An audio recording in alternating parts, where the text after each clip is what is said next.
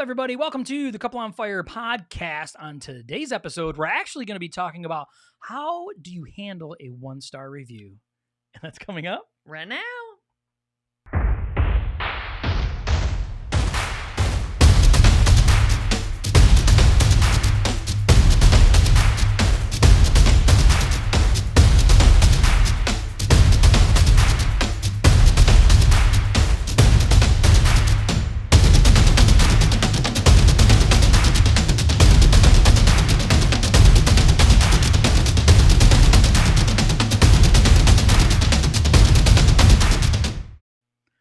Do not forget, it is coming up really, really fast, actually, April 10th. If you are married, okay, if you're part of a blended family, this is going to be an incredible event. We're super, super excited about it. We just recently had a couple practices with the worship band. We were able to have a meeting with our volunteers. We're getting super excited for this event. So you can find out more at perfectlyblendedevent.com. She does it every time, people. I have to. Every he did time. it the first time. I did it one time. He did it the first time, and I loved it. I thought it was funny. So for those of you that are listening that don't watch the video, you listen to it later, clench your fist and just shake like a baby when they get real mad, but it's exciting. Yeah. That's what I'm doing. So you can get registered if you're not. We want to make sure that we have enough seats available. We are doing limited seats. Don't forget, we're going to not just have live worship and awesome fun, but we're also going to have food as well. Snacks, drinks. We're also going to have lunch, so it's going to be a lot of fun. So that's what we got going on. Don't forget to get registered today. Mm-hmm. All right, so we want to talk about something that happened recently about having a 1-star review. You want to kick it off, Mama Girl? Yes. So I don't pay attention to that stuff or track that stuff. I don't even know if I know how, really, which is probably a good thing because I might obsess about it. But he told me, I don't know, a week or two ago, probably 3 weeks ago, we just have had plans for what we're going to be talking about, that someone went on and where was it? Google? No, it was on Apple Podcasts. Yeah. So the audio version, Apple Podcasts. So someone rated us a 1-star, which those of you that aren't familiar with 1-star to 5-star, it's like Amazon. 5 stars good, 1 star is bad. And they didn't put any comments or anything. They just clicked 1 star and then just left it. And my first response when he told me that was I'm like, oh my gosh, that's so mean. And then I instantly thought of a quote that I've heard. I thought of 2 things. One, I thought of a quote that I've heard. It was by Gary Vee or Tony Robbins or somebody that said, don't let the compliments get to your head and don't let the critics get to your heart. And it's That's good. You can't pay attention, if you're doing something that you're passionate about and you love to do. One of my favorite quotes is, you can be the ripest, juiciest peach in the entire world, and there's still going to be people that hate peaches.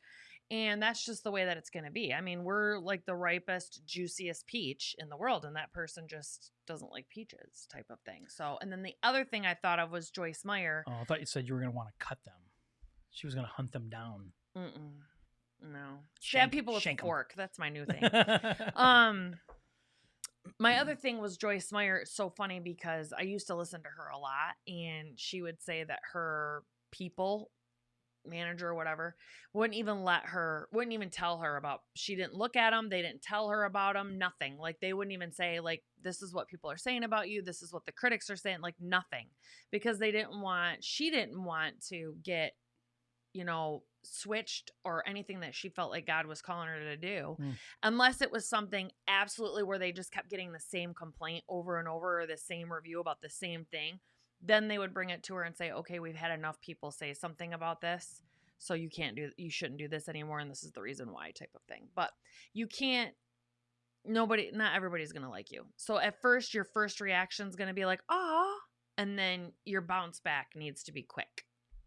Yeah, I agree. So, Christy described us getting this 1-star review, and I was actually just getting on there to see if there was any reviews, because I was going to put a post on Facebook and say, hey, you know what? We want, people to be honest. We want people to go on, and we're not baiting people to get in there and say 5-star reviews only. I mean, we are 5 stars. No, I'm kidding. But, apparently not, right? So I got on there and I looked and I'm like, our only review was a 1-star review. I'm like, you have got to be kidding me. Like, what? And it really starts to kind of make you second guess. Like, what do we do? Do we say something? Do we do something? And I think we kind of Like, started going what down. episode did they listen to? I wonder. Yeah, like, did we rabbit trail on something one time, like down a path that was just like offensive? And then, like, what it ends up doing though is these types of things when people do, and we say 1-star review, like we're just referring to what we recognized in our life, but maybe somebody has made a comment to you. Maybe there's something in your life where someone has said something in a way that you feel like was misjudging you and your character, and we kind of felt that way.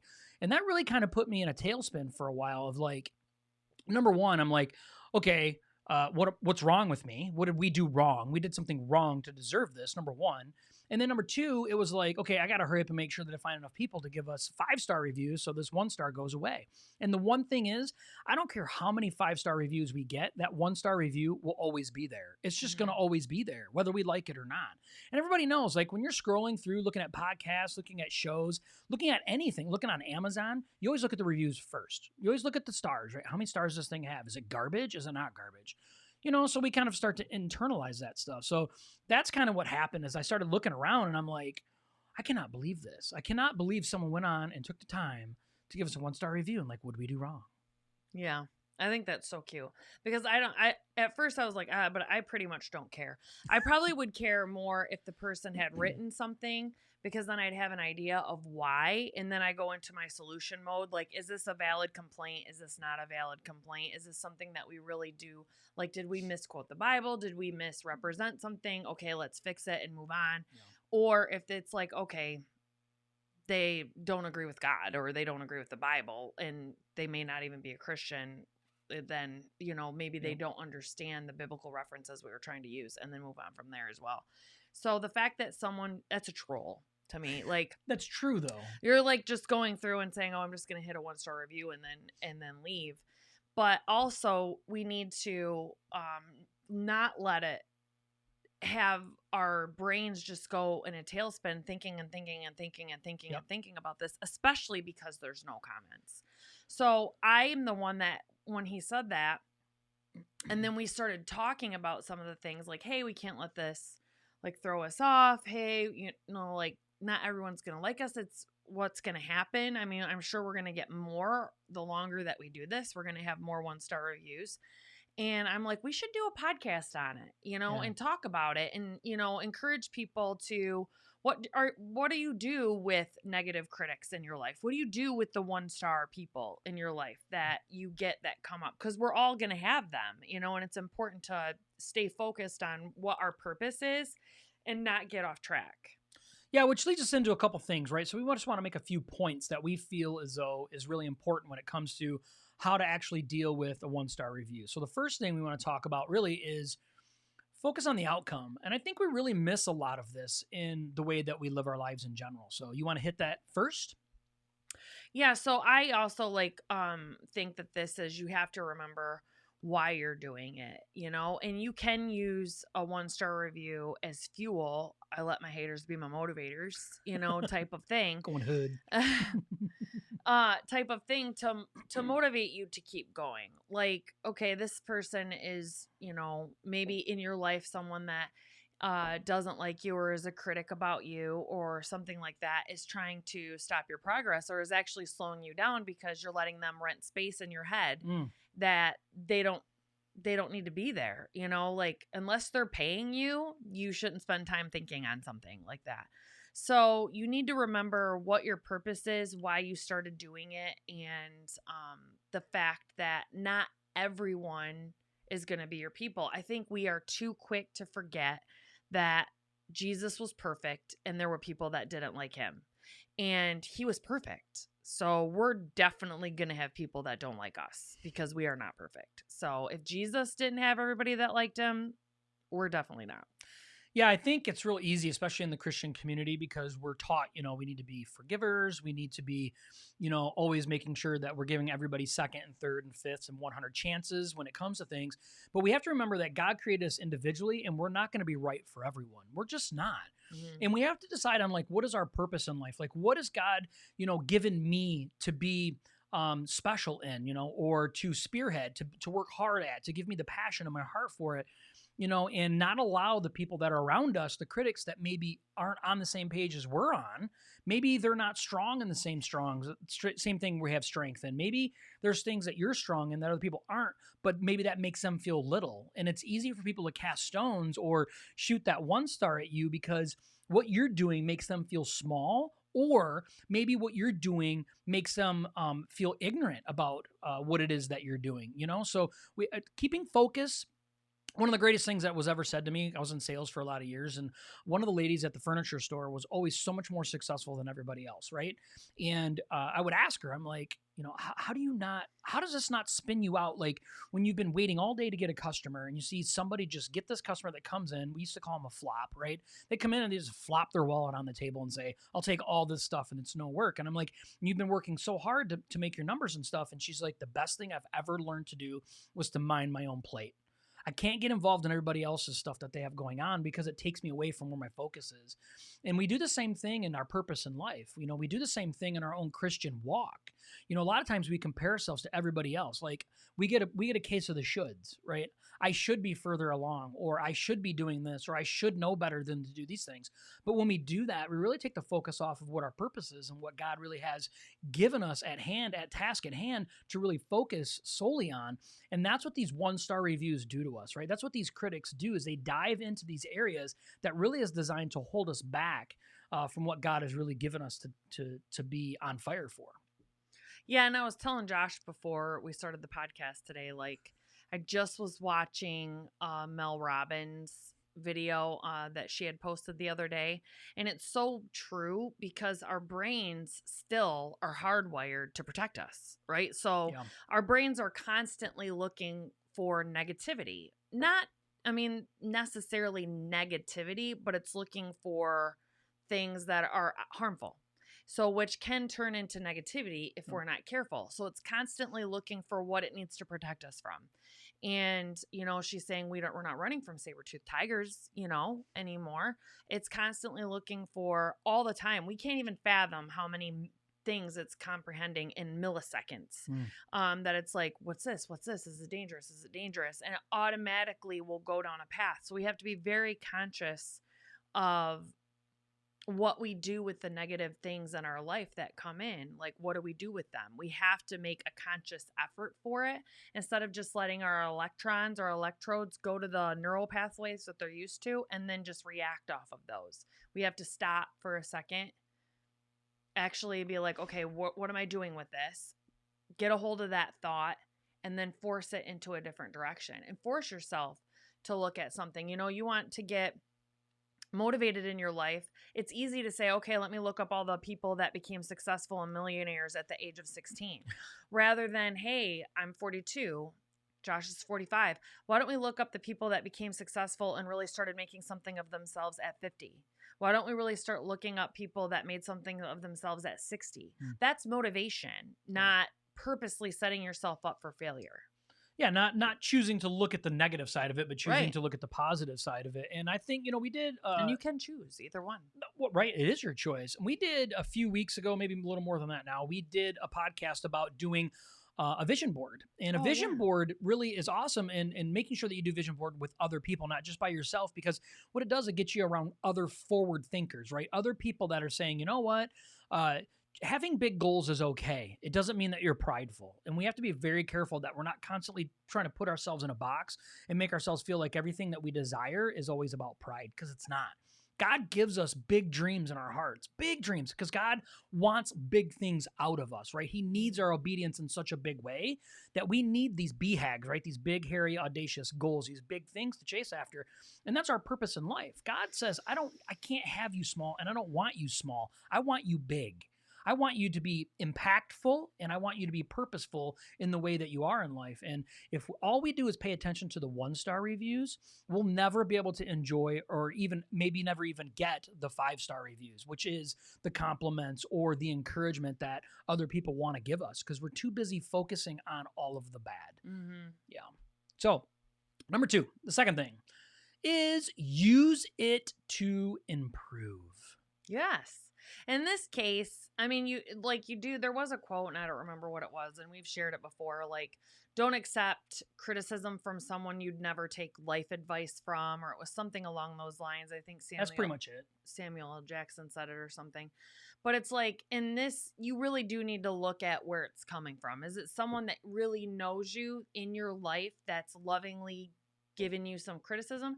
It's someone that doesn't know you at all, and you'd never go to them for life advice or anything because you actually don't know them, then you don't need to pay attention to it. Yeah. And it's no different like this with this review for us. It doesn't tell us what episode they were listening to. It doesn't have any feedback whatsoever. It's just 1 star. So there's nothing that we can do with it. We just need to move on. Yeah. So I was reading a book a long time ago, I was thinking about writing a book and, all these things. But then they said, what you need to do is you should go on Amazon and you should look at all the 3 or 4 star reviews. And this is the reason why about certain types of books that if you're trying to write a book and to get advice, to get an understanding of how you do it and the things that people are looking for improvement on other books, you go and you read 3 and 4 star reviews of other books. Okay. And you're like, okay, that kind of gives me some insight, a better way to write a book. And so I'm like, okay, but why not the 1 star reviews? And because the 1 star reviews really isn't anybody that's trying to add value. Right? They're not trying to help you improve. It's somebody that's bitter, angry, mad. It's just somebody, or a troll, like Christy's saying, like, I'm going to leave you a 1 star review. I'm not even going to tell you why it's a 1 star. Right? But it's so easy to skip over the 4 and 3 star things, those comments that really are designed to improve us, that really want to help us become better in whatever it is at the end, this helpful judgment, which we talk about in Christianity all the time. We want our brothers and sisters to judge us, but in a 3 or 4 star sense, not in a 1 star sense, not in a sense where it just becomes across as hateful or mean or angry.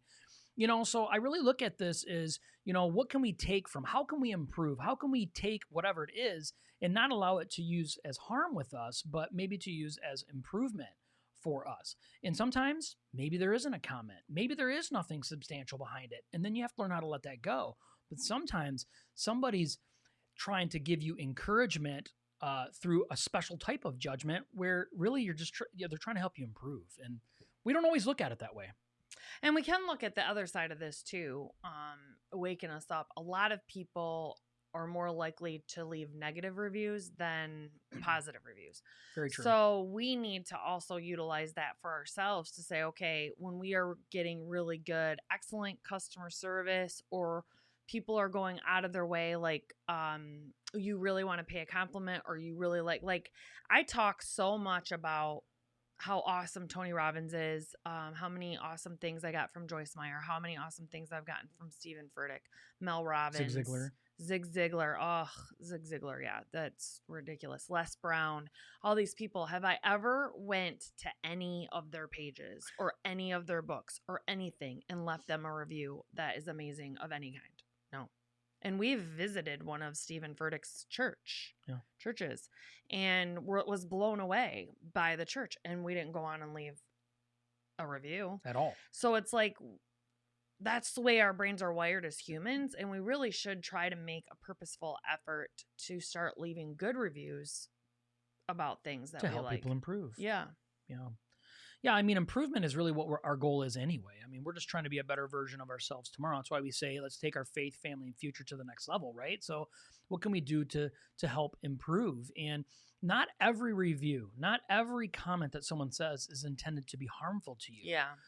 And to be honest with you, the harm is still up to us whether we want to take it or not. It's how we process it. It's how we choose to use whatever information that we're given. And Christy said earlier, it's like Joyce Meyer or somebody, they said, you know what, to their media manager, says, look, I don't want any of that. Don't give it to me because it's not helpful.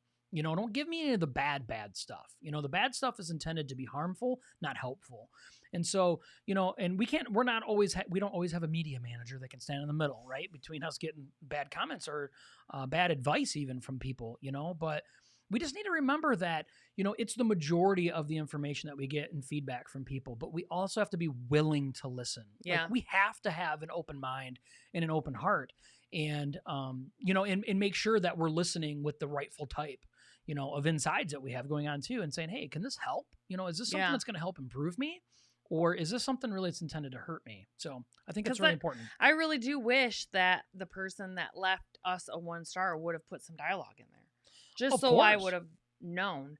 Like, use that time to reflect on it. And it's no different than we all are human. We all struggle. We all have bad days. We all lose our cool or say things we don't mean. And what I've gotten really proud of in my life is the fact that it's not that I don't lose my cool anymore, but if I say something and then someone will be like, wow, that was really mean. I'm like, you're right, it was. And I shouldn't have said that. That was really wrong. And so it's like my bounce back or my quickness to accept the fact that I screwed up. Like I shouldn't have said that and I'm really sorry. And we really need to be conscious of the words that we're using and the choices that we're making with that. So when someone's leaving you a 1-star review, you should also double think how critical you're being of others for that reason. Like don't let it get to you or defer you from your purpose, but also be gracious, to the people that are doing it. Yeah, so and I know this is kind of half funny, but if you're made it this far, you're in on the show, go give us a review. Even on Facebook you can review us, but we're always looking for honest feedback. Yeah. Right? If you honestly feel like this is the worst thing you've ever watched in your entire life, then give us the review accordingly. But we ask that you leave something that's helpful, something that's encouraging, that's something that truly can make a difference, and so that's why it's so important that we do leave some form of review, or we make sure that we do properly judge our brothers and sisters,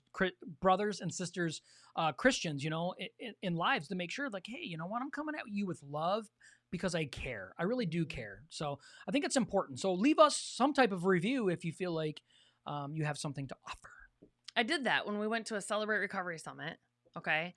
We went to one and I was really disappointed in a couple of the things, the way that it was ran. And when I wrote them a review afterwards, suggestions of how they could make it better, even though they'd been doing it for like 25 years. That's just me. I wrote like, this is what was really, really good. This is what impressed us. These were a couple things that we were really disappointed in. And I just thought, as our first time coming as a newcomer, you guys could have done this or this that would have made it better for us. And the person that actually responded was really, really good. They were like, we appreciate it. We've actually, have been doing this for a long time and we've tried a couple different times in a couple different ways. And one of the times we've done one of these suggestions and then this is the outcome that we had from it. And that's why we don't do that anymore. And it made sense, to me, like, oh yeah, that does make sense. I see why you guys don't do that. But the way that you did do it didn't seem the most beneficial for new people though either. So maybe keep trying, Which really leads into this third thing. And I think it's super important, exactly what Christy said. This is address the critic. So this is exactly what the person from Celebrate Recovery did, right? Christy left a review, right? She gave some advice or, something. I emailed them. But from our standpoint, right? From a customer standpoint, from a consumer standpoint. But then they took the opportunity, and I'm telling you what, the two things that matter the most when it comes to this, okay? They responded with humility, and they responded out of love, right? And it was an amazing response to you.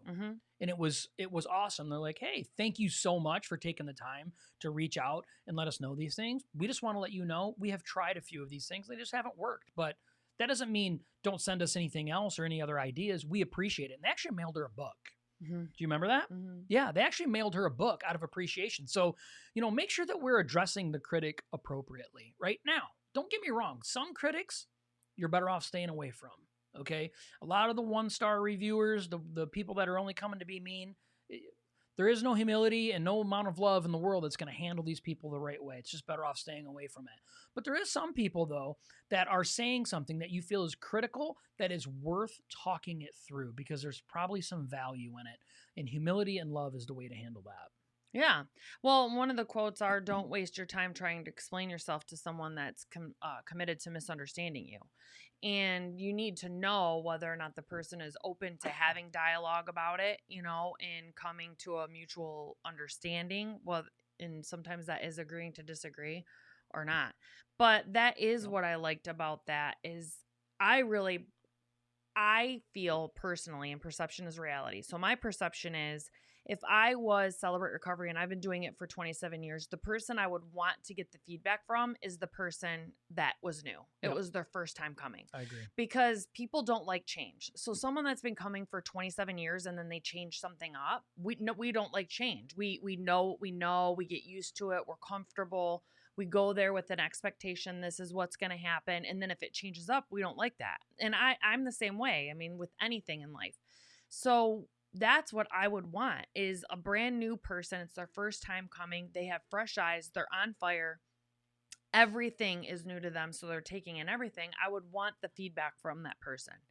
And that's the way I would as a business too. You know, like you're a brand new person. What's it like being at our church? We want to know what visitors see. I want visitors to come in and give us feedback on how they were welcomed and how, if they weren't a believer in God, how we showed God's love. Did we help you want to get saved? You know, were we showing Jesus's love through that? Not the person that's been coming for 50 years. I mean, you have blinders on at that point. And you just are like, and you come in, you go to your pew, you sit down, you sing your songs, you know, you leave. So it's no different than cleaning. You know, you go and you are cleaning. And then after you've been doing the same cleaning for 20 or 30 years, you just don't see up in the corners anymore. You don't. Yeah, it's really funny. So I want to share just a quick story. So a couple weeks ago, Christy asked me if I could fill in at church helping at our welcome center, right? So during, we have a few different gatherings that we have at our church, and between them, we always like to have somebody at the welcome center to make sure that, we have an opportunity to, answer any question if anybody has one. But one specific thing that we do is that if someone fills out a connection card and returns it, they give a special gift to that person. Okay. And the person that stands on stage and delivers that message to the congregation, to the people that are inside the auditorium, is me. Okay, so that's part of my job at the church. As I get up and after a couple songs are being sang, I get up, I talk about our offering and how to do that, and I welcome new people, and I do that, and then I let people know, fill out the connection card, and return it to the welcome center. So after the gathering that day, I'm out there at the welcome center and I'm doing my thing, being social, waving, smiling, inviting. So people come up and they hand me these cards, and and I'm like, awesome, man. They turn in some connection cards, and I'm like, thank you, and I'm smiling, and they're just staring at me, and I'm like, have a great Sunday, and they're like, thank you, and they leave. Well, Christy gets a call because I'm in charge of the welcome team. Because Christy's in charge of the welcome team. A few days later, right, from one of our growth pastors. And he's like, hey, I just want to let you know, somebody was working the welcome center this week, and they, these people returned their cards, and the person didn't give them their gift. And Christy starts laughing, and Dan, and he's like, why is that funny? Dan's like, why is that funny, right? And she's like, well, that was Josh. And Dan starts laughing, and this is the funny reason, right? I'm on staff at the church, right? I'm fully involved in this, and not only am I on staff, not am I fully involved in this, I'm the one that tells people to return their card to the welcome center. From the front of the stage. From the front of the stage. But this is the whole roundabout point, right? That's hilarious. It's actually funny, right? And I brought it up in our staff meeting today, and I'm like, hey, I'm the guy, right? I'm the guy. But this is the thing. Luckily, the person that returned the card to the welcome center was a friend of the lead pastor, right? And he was visiting the church. And his thing was, he's really thinking about joining the church, but his thing was, I like to see the process. I just want to know, what you guys are doing great, what you guys are not, where's needs for improvement. And he went back, of course, and told John, our lead pastor, he's like, hey, you guys are kind of dropping the ball on this part, of course it's me, I'm the guy that did it. But that's helpful. It is helpful, right? It is helpful because if it wasn't me, right, maybe that feedback would have not been taken the same, or whatnot. But the whole point is we always need improvement, no matter where we think we're at in the process. Okay, of all people, and I'm telling you this honestly, I don't forget things. Like, I'm not a forgetful person. Mm-mm. But this is the thing. It happens. It apparently happens. So things are really designed to help us to improve. It's just to help us improve. It's not always a negative thing or a negative bash on us. So, and yes, Stacy, it is super ironic. And I know, Mark, you're making a laughy face. I know. Okay. We just have to everyone needs to get more comfortable with 1-star reviews and 2-star reviews. We really do. Like Josh said in point number 3, to address the critic. It's not addressing the critic to get defensive or to argue about it, but you should really want to know, is this a valid complaint? And to go back to them and say, tell me more. So true. Tell me why. Like, and then when they say, well, I thought I felt offended, or I didn't like the way that you said this. And if you say, tell me why you felt that way. Like, what was it about that I said that made you feel? Was it something specific? If you ask more clarifying questions, Oh, that's good. you would be so shocked at the information that you find out. And sometimes you are the one that's wrong. And sometimes it is a misperception on their end, you know, like if you say, okay, well, maybe I didn't do a good enough job. I meant this, and tried to explain it more. Then you'll be able to really see, is this person committed to misunderstanding you, or really did they just misunderstand you and they're like, oh no, I'm so glad. But then that's a learning opportunity for you. Like maybe if you really thought about that as a general population, maybe if you would have said it in this way, maybe more people would have connected with it. Or maybe you need to be more conscientious when you're walking around every day, all day, or especially if you're part of the welcome team. Let's just say you don't walk around like this. You know, super welcoming. like we need to be conscious of what we're doing depending on the situations that we're in. Like if we're part of the welcome team at church, we need to make a conscious effort that we're looking around, we're making eye contact, we're smiling, you know, at people. At work, we should be making a conscious effort of what we're doing with our teammates. Like when we're going in and maybe we're having a bad night, to say like, hey guys, I'm really sorry. I really had a bad night at home. We had a lot of things happen. So if I seem quiet today or standoffish, it's not anything to do with you guys. I just have a lot going on. Yeah. Like it's okay to say that. And a lot of people think like, I don't owe anybody an explanation. Or they think I got to look out for number one and I don't care, or no one's going to care anyway. That's not the point. Like you're just trying to be a good human being, you know, that's all. Yeah, you know, that's why I think something that's really made a huge difference in her and I in our journey, at least the last 10 years of our lives, is that, you know, personal development has really become a major priority to us. And I mean personal development as a whole being, right? Mental, emotional, physical, and spiritual, like everything. Like I want to improve, okay? And it's not to be better than anybody else. It's to be better than the person I was yesterday. I've said that 1,000 times on here before. And I want to be the turtle. I want to be the turtle from Kung Fu Panda. And so it's super important, though, that we understand that, you know, things can be used as value, even the bad things, even 1-star reviews, even bad critics, even critics, everybody. If we want to have improvement in our lives, if we want to get stronger, better, faster, better in all the ways possible, right? The only way we're going to do that is find out the spots that we're weak, right? And find out areas that we can improve. Now, this is something else that's beautiful about personal development, right? We're not going to be great at everything, but we can be really great at stuff. And we can take criticism and say, hey, that's just an area that I'm not strong in. Okay, I probably need to get a little bit better in it, but overall, that's just not my area. It's not my area. And I don't mean that to give you an excuse to not work on it, right? Because holistically, we want to make sure that we are growing, we are getting better, but maybe it's not our prime focus. But at the same time, it's like, okay, you know, I can take whatever this person is saying and say, can I use it to improve? You know, this critic is a value to me, not somebody that's there to hurt. And I think it's important that we make sure that our personal development is something that's important to us. Yeah, and what I've noticed a lot too is you shouldn't a lot of things are misread via text messages and emails and stuff. So not the truth. I mean, I've had this personally happen to me where I send a text message or a Facebook Messenger or something to someone, and I think there's no possible way that they could take this wrong. I mean, there's not. And then take it all the way wrong. They know me, and they should know, like my tone of voice, like how I am. And they like then when I talk to them and they're like, well, this is the way I read it that you said it. I'm like, oh my Like gosh. It was all caps or something. I'm like, you know me though. Like if I was talking to you, this is the way I would have said it, you know, and then I'll actually say it out loud and they're like, oh, you know, so it's so weird. Like we need to start giving people the benefit of the doubt. We read stuff. We need to be giving people the benefit of the doubt. Someone leaves a bad review or says something, like we need to give them the benefit of the doubt. Maybe they are really just trying to help, you know, and we need to be not so defensive and really self-reflect a lot and say, okay, how can I make this situation better for the other person? If we are constantly trying to take the responsibility on us for us, our communication goes way up. Our happiness in our own life goes way up. Our anxiety goes way down. And our relationships with all these other people on the planet get better. I mean, you're not going to be best friends with everybody, but you are going to be able to coexist without walking around being angry all the time.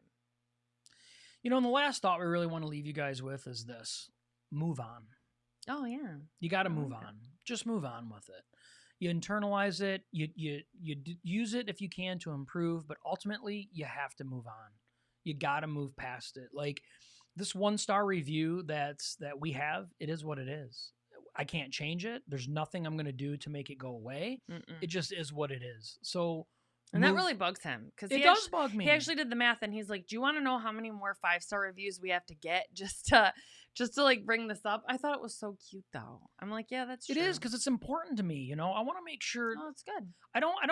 Okay. I think it's a natural thing as humans, and maybe it's a little more to me, but I like to be liked. I don't want to not be liked. I want people to like me. I think it's important, but not always is it because somebody did something. It has anything to do with you ever. And we have to move beyond. We have to move past the 1-star review. We have to move beyond the nasty comment, the ugly thing that somebody did to us or said to us. We have to move past it.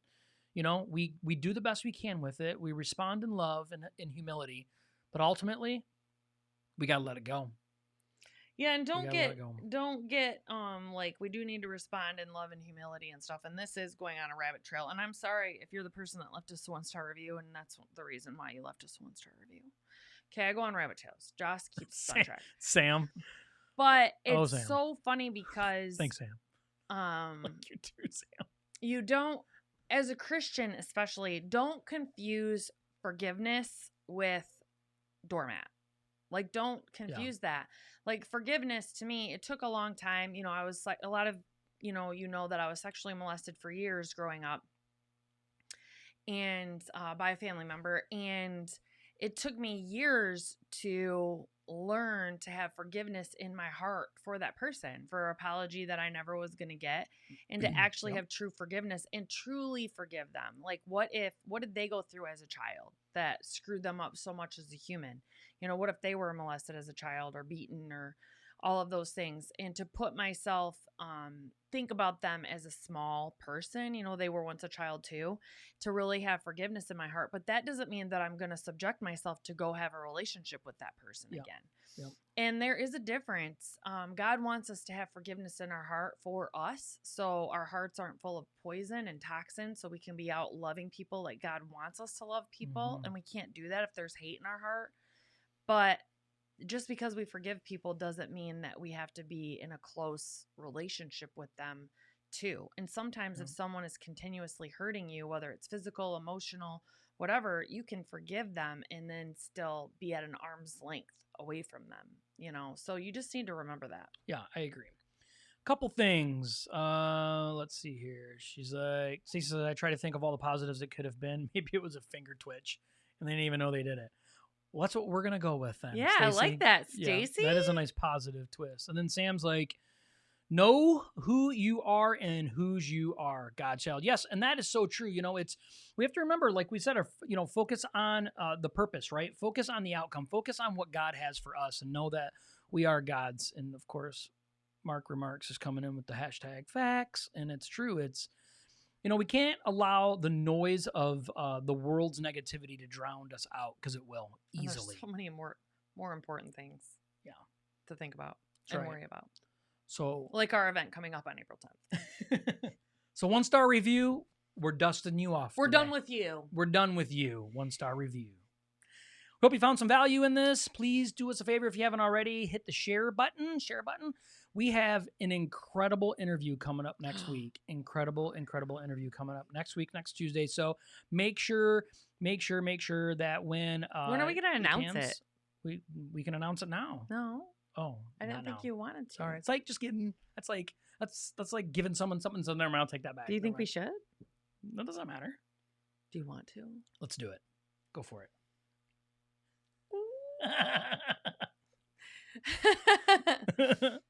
No, Josh reached out to, the godfather of Christian step families, Ron Deal himself, and he is going to be on our podcast as our guest next week. And it is awesome and intimidating and exciting all at the same time. Like, I am beside myself. I'm so excited to meet this man, talk to this man. Yeah. He's been counseling step families, Christian, with Christian biblical principles for almost 30 years. I think a little over 30. I don't remember, but it's been decades. And we get to meet him and we get to interview him, and you guys get to hear all of his wisdom and his life and He has a lot. what led him to help Christian blended families. And it's so exciting. It's so exciting. It is. The man's written like 7 to 10 books. Like, he's got a lot of books, but he's literally written the book on Christian step families, blended families. And even non-Christians use his material because it's so well thought out and so well researched and so well done. And like Christy said, he is a counselor, and he's been counseling tens of thousands of families over the years. And he is a gracious, gracious man. And I reached out to him a few weeks ago, and I'm like, hey, we'll shoot it out and see if it's something he's interested in.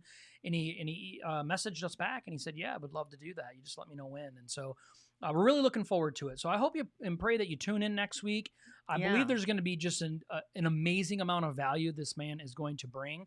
Whether you have a blended family or not, you're probably connected to one way or the other. And I'm sure he'll share some facts because he has a ton of them that he does. And that's right, Sam Kraut, bold moves, sir.